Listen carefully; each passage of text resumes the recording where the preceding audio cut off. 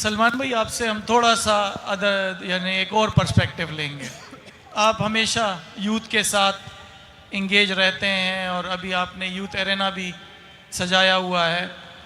तो यूथ इस पूरी यानी डिजिटल पाकिस्तान के कंसेप्ट को, डिजिटलाइजेशन को, एआई को किस नज़र से देखती है और उसमें क्या अपॉर्चुनिटीज़ जो है वो अपने लिए तलाश करती है या परसीव करती है? बिस्मिल्लाहिर्रहमानिर्रहीम। मेरे लिए तो सबसे पहले यूथ से जो इंटरेक्शन का हवाला है वो बनो काबिल ही है। और मैं आपको एक बात कहूँगा कि ज़ाहिर बनो काबिल प्रोग्राम जब शुरू किया गया और अब अल्हम्दुलिल्लाह जिस तरह हम देख रहे हैं, आप उसके सीईओ हैं और पूरे पाकिस्तान में जिस तरह फैला है उसकी कोई मिसाल नहीं है। मैं ये कहता हूँ कि ये असल क्रेडिट जो है ना जमात इस्लामी और अलखिदमत को तो जाता होगा, लेकिन इस बात का जो यकीन दिलाया है कि इस यूथ में इतना पोटेंशल है, आप यकीन कीजिए इसी यूथ ने दिलाया है। और मैं आपको ये बात बिला मुबालगा कह रहा हूँ, यानी नवीद भाई अगर मुझे सेकंड करें तो हमने ये प्रोग्राम शुरू करते हुए 1500 बच्चों को ट्रेनिंग देने का सोचा था। शुरू के अंदर ऐसे ही था, लेकिन जब 80,000 लोग रजिस्टर्ड हो गए, हमने हाफिज़ साहब से कहा कि रोक दें क्या इसकी रजिस्ट्रेशन। उन्होंने कहा नहीं, अब रोको नहीं। हमने कहा कैसे करेंगे? उन्होंने कहा अल्लाह मालिक है। तो इस बात का यकीन दिलाया कि इस यूथ में इतना पोटेंशियल है, इतना पोटेंशियल है।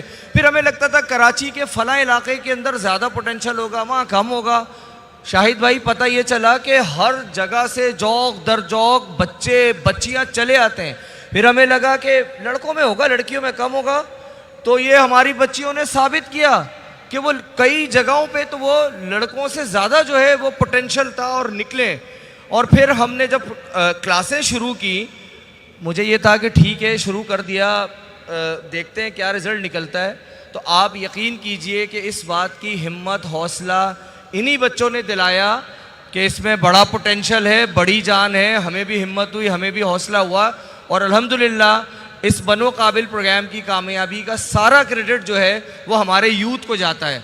और फिर जिस तरह मैं और एक और बात आगे बढ़ाऊंगा कि पूरे पाकिस्तान के अंदर जब ये बनो काबिल प्रोग्राम आगे बढ़ रहा था तो फिर हम यही सोचते थे कि ठीक है कराची के मखसूस हालात हैं, वहाँ तो हो, शायद पंजाब में ना हो, शायद केपी में ना हो।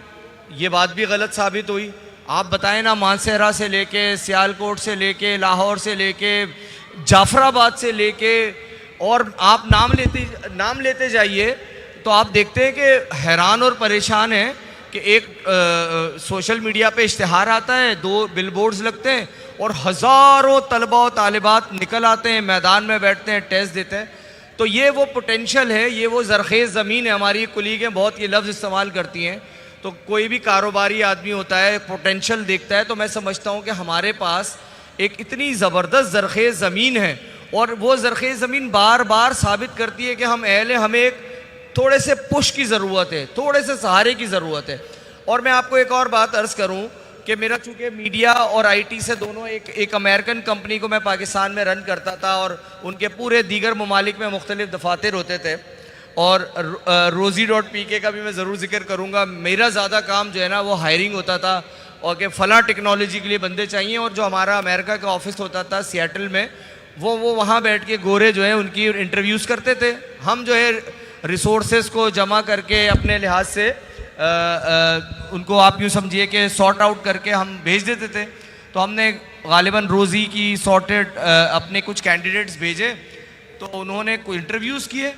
तो एक उन्होंने इंटरव्यू करके भेजा, बोले यार कई ऐसे होते थे, मैं हैरान रह गया कि यार इसको तो हमने बड़ा ऐसे ही डाल दिया था। ये कराची के किसी गरीब से इलाके का एक लड़का था, जब वो हमसे मिला था तो हम इतने मुतासिर भी नहीं हुए थे क्योंकि हमने अपनी गिनती पूरी करने के लिए डाल दिया था उसका नाम।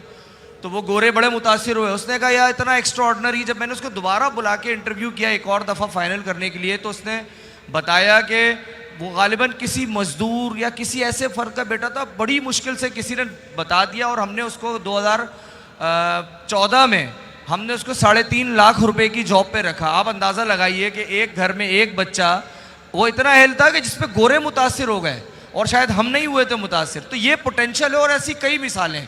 और आप सब हमारे साथ बैठी हुई ये सारी रिसोर्सेज हैं, ये रोज़ाना ऐसी जो है हमारे जो कोलीग्स हैं ये देखते हैं कि किस किस तरह के लोग सामने आते हैं। तो मैं ये समझता हूँ कि ये जो डिजिटलाइजेशन का प्रोसेस है, ये रेहान भाई ने भी बिल्कुल बात की कि ये रोज़ाना उगने वाली खेती है। और मैं आपको बताऊं, मैं तो रोज, मुझे तो हैरत जो है ना, यही लोग यकीन दिलाते हैं। मैं किसी ख्वाजा खेला या पता नहीं कहीं जा रहा था, हमारे कुछ साथी मिले, वो मुझे ले गए कि आप खाना खिलाएं, हम आपको खाना खिलाते हैं, आप बैठें। मैंने उनसे पूछा आप करते क्या हैं? उन्होंने कहा भाई हम तो जेम स्टोन्स का, शायद सुन भी रहे हो, हम तो जेम स्टोन का काम करते हैं। तो वो ले गए, उन्होंने दिखाया अलमारियों में से निकाल के ये। तो मैंने कहा बेचते कैसे? कहते हैं इंटरनेशनल मार्केट में। ख्वाजा खेला, हम आए कराची से। मैंने कहा कैसे बेचते हैं? उन्होंने दिखाया, ये देखें ईबे, ये देखें अमेज़ॉन, ये देखें। उन्होंने बाकायदा मुझे बताया कि ये एक एक पत्थर इतने इतने डॉलर का बेचते हैं। हमने कहा कैसे सीखा? उन्होंने कहा इसी तरह, बनो काबिल और बनो काबिल जैसे मुख्तलिफ प्रोग्राम से। तो शाहिद साहब, मैं ये समझता हूँ कि ये इतना बड़ा पोटेंशल है और ये इतनी बड़ी ज़रख़ेज़ ज़मीन है कि पाकिस्तान का जो डिजिटल मुस्तकबिल है ना, उसकी अगर कोई सबसे बड़ी कोई हमारे पास सरमाया है, वो 60% नौजवान है। और शायद पूरी दुनिया के अंदर मैं नहीं देखता कि इतनी बड़ी तादाद में इतना पोटेंशल जिसको पूरी दुनिया मानती है वो मौजूद है। बहुत शुक्रिया आपका।